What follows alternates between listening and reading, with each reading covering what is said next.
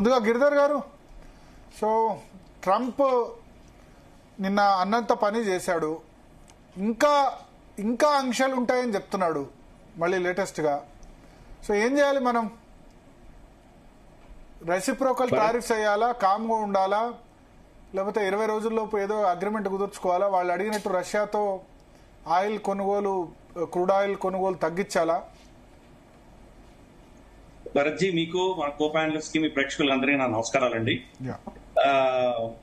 నన్ను అడిగితే కనుక మనం ఏమి చేయకూడదు, మనం కామ్గా ఉండాలి. మాట్లాడుతున్నట్లు ఒక ఏంటంటే ఒక ఏదో కూర్చి చూపించినట్టు మాట్లాడుతూ ఉండాలి వాళ్ళతో, అంతకు మించి ఏమీ లేదు. ఫస్ట్ మనం ఒక విషయం అర్థం చేసుకోవాలి.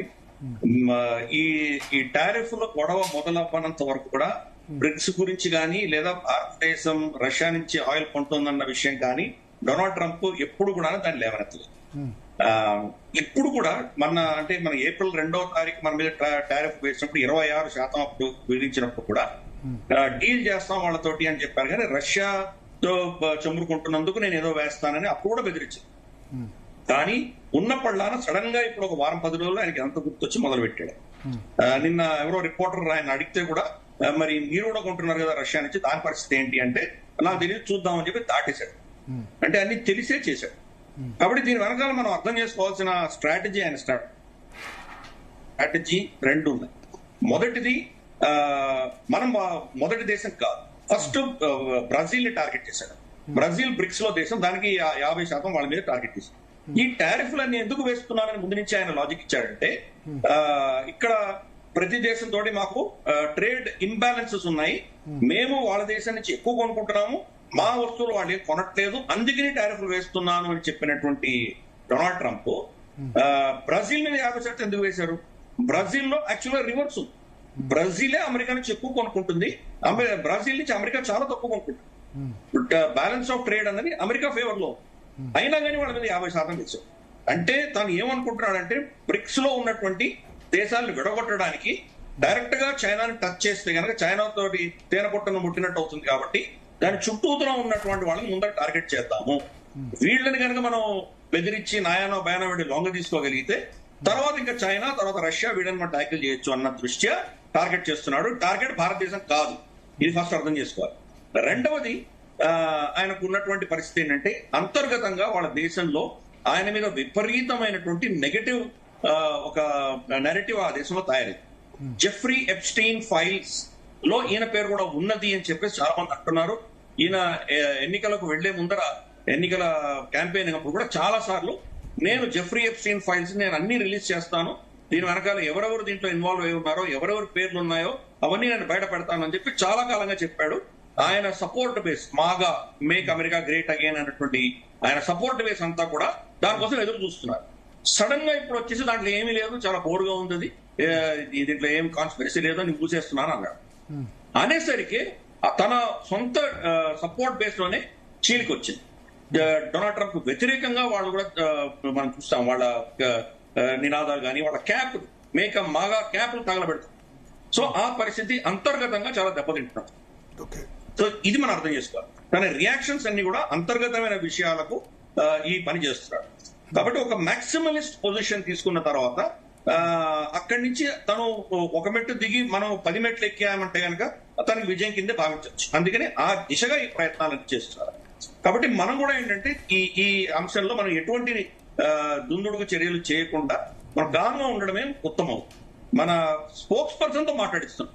మోదీ గారు డొనాల్డ్ ట్రంప్ కి ఫోన్ చేసి మాట్లాడడం కానీ, ఆయనకు ఏదో అలా చేశారు ఇలా చేశారు ఏదో ఒప్పందం కుదుర్చుకున్నామని కోరడం కానీ, లేదా ఆయన బాహటంగా బహిర్గతంగా అఫీషియల్ గా అమెరికా వ్యతిరేకంగా, డొనాల్డ్ ట్రంప్ వ్యతిరేకంగా స్టేట్మెంట్ ఇవ్వడం కానీ ఏమి చేయదు. ఈ రోజు కూడా ఆయన మనకు ఎంఎస్ స్వామినాథన్ గారి సెంటనరీ సెలబ్రేషన్స్ లో మాట్లాడినప్పుడు కూడా అమెరికా ప్రస్తావన తీసుకురారు. ఆయన ఏం చెప్పారు? మా రైతుల గురించి, మా మత్స్యకారులు, వీళ్ళందరూ ఎవరైతే ఉన్నారో మా పాల ఉత్పత్తిదారులు, వాళ్ళ క్షేమం గురించి నేను ఏమైనా చేస్తాను, దానివల్ల వ్యక్తిగతంగా నేను నష్టపోయినా పర్వాలేదు అని చెప్పి ఆయన చెప్పారు. కానీ ఇది అమెరికా వ్యతిరేకంగా, డొనాల్డ్ ట్రంప్ వ్యతిరేకంగా మాట్లాడిన విషయం కానీ. కాబట్టి మనకు తెలుసు డొనాల్డ్ ట్రంప్ ఎన్నో యూటర్న్స్ చేశాడు. ఆయన ఇది కూడా మళ్ళీ యూటర్న్ చేసినా మనం ఆశ్చర్యపడక్కర్లేదు. ఆయన టార్గెట్ చైనా. చైనాకి ఇంకా వారం 10 రోజులు టైం ఉంది. వారం 10 రోజుల్లో ఏదైనా ఒక ఒప్పందం లాగా కుదుర్చుకున్నట్టు ఏదైనా అనౌన్స్ చేయగలిగితే ఇవన్నీ కూడా మారుతాయి, ఈ ఈక్వేషన్స్ కూడా మారుతాయి. అది జరగకపోతే చూద్దాం. ఈ రోజు ఇందాక మీరు చెప్పినట్టు చైనాకు 30% టారిఫ్ ఉన్నది, మనకి 50% టారిఫ్ వేశారు. దాంట్లో ప్రస్తుతానికి 25% టారిఫ్ ఆల్రెడీ స్టార్ట్ అయింది. ఇంకో 25% ఆగస్ట్ 21కో ఎప్పుడో అది అమలు పరుస్తామని చెప్తున్నారు. నేను కరెక్ట్ గా మీరు చెప్పినట్టు మరి బ్రిక్స్ లో ఉన్నట్టు మిగతా దేశాల మీద ఎవరి మీద టారిఫ్లు వేయలేదు. 10 దేశాలు ఉన్నాయి బ్రిక్స్ లో, ఎవరి మీద వేయలేదు. చైనా మీద వేసేటువంటి దమ్ములు లేవు. మనకు తెలుసు ఏప్రిల్ 2వ తారీఖు 145% వేశాడు ఆయన మీద, చైనా మీద. ఓ వారం జరగకుండానే ఇంకో 100% పెంచి 245% వేశాడు టారిఫ్ చైనా మీద. ఏమైంది? అన్ని పక్కన పెట్టాల్సి వచ్చిందా? ఇప్పుడు చైనా ఏం చేసిందంటే రేర్ ఎర్త్ మినరల్స్ మీకు ఇవ్వము అని చెప్పి బ్యాన్ పెట్టేసరికి దాసోహం అని వాళ్ళ కాళ్ల ముందర మోకరిల్లుతున్నాడు డొనాల్డ్ ట్రంప్ లిటరల్ గా. గతంలో డొనాల్డ్ ట్రంప్ ప్రభుత్వము, తర్వాత జో బైడెన్ ప్రభుత్వము, ఇప్పుడు డొనాల్డ్ ట్రంప్ ప్రభుత్వం ముగ్గురు కూడా చిప్స్ వెళ్ళకూడదు అని చెప్పి చిప్స్ మీద చాలా కఠినంగా చైనాకు వ్యతిరేకంగా ఆంక్షలు విధించారు. ఎన్విడియాని వాళ్ళకి అమ్మకూడదు అని చెప్పి వాళ్ళ మీద రెస్ట్రిక్షన్స్ ఇచ్చారు. అలాగే డ్యూయల్ సిటిజన్స్ ఉంటారు కదా, చైనీస్ అండ్ అమెరికన్ సిటిజన్స్. మీరు చైనాలో ఉండి మీరు పనిచేయదలుచుకుంటే మీకు అమెరికన్ సిటిజన్షిప్ పోతుందని బెదిరించి జో బైడెన్ వీళ్ళందరూ వెనక్కి తీసుకొచ్చాడు.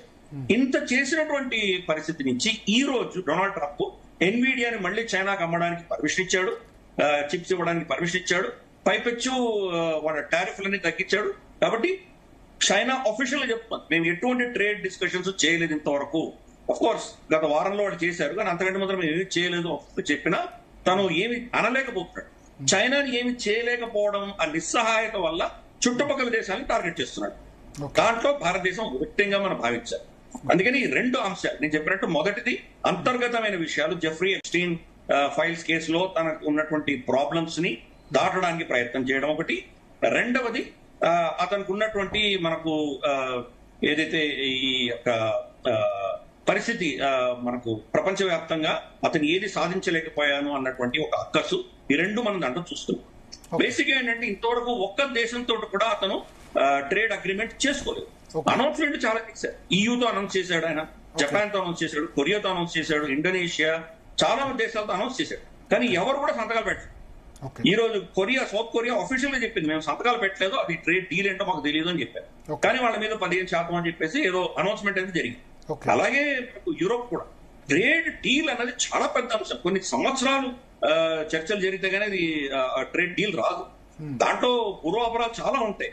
మీరు కనుక మీకు చెప్పినటువంటి పనిలో మీరు చేయకపోతేనో, మీరు మీ మార్కెట్స్ మాకు ఓపెన్ చేయకపోతేనో, ఇన్వెస్ట్మెంట్ చేస్తానన్నది మీరు చేయకపోతేనో, లేదా మీరు నాశనకమైనటువంటి ట్రేడ్ చేస్తేనో దాని యొక్క పరిణామాలు ఎలా ఉండాలి, దాని రిపర్కషన్స్ ఎలా ఉండాలి, దానికి ఆర్బిట్రేషన్ ఎక్కడికి వెళ్ళాలి, ఇలా ఎన్నో అంతా గురించి దాంట్లో ఉంటుంది ట్రేడ్ డీల్ లో.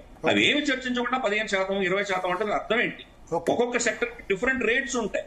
కాబట్టి ఏమీ లేకుండా ఏదో పూచి చూపించి హెడ్ లైన్స్ గ్రాప్ చేసే దిశగా ప్రయత్నం చేస్తున్నాడు. కానీ ఎక్కడా కూడాను ఇంతవరకు చేసిన ఒక్క ట్రేడ్ డీల్ లో కూడా అమెరికా కొరియేది ఏమీ లేదు. పైపెచ్చు అమెరికా రెసిషన్ పెరగబోతుంది. కాబట్టి ఇవన్నీ కూడాను ఆ దృష్టిలో చూడాలి. మనకు కొంత టెంపరీ సెట్ బ్యాక్ ఉంటుంది, మనకు కొంత పెయిన్ పాయింట్స్ ఉంటాయి మన దేశంలో, లేదు అని మనం అనడానికి వీల్లేదు. కానీ మన మొత్తం జీడీపీలో 0.2% మాత్రమే మనకి ఇంపాక్ట్ ఉంటుంది. మన పెద్దగా వర్కింగ్ ఏం లేదు. సిట్ బ్యాక్ అండ్ రిలాక్స్, తర్వాత ఏం చేయాలో మనం చేయాలి. నగేష్ గారు, రాహుల్ గాంధీ ట్వీట్ చేశారు మనం భయపడుతున్నాడు మోడీ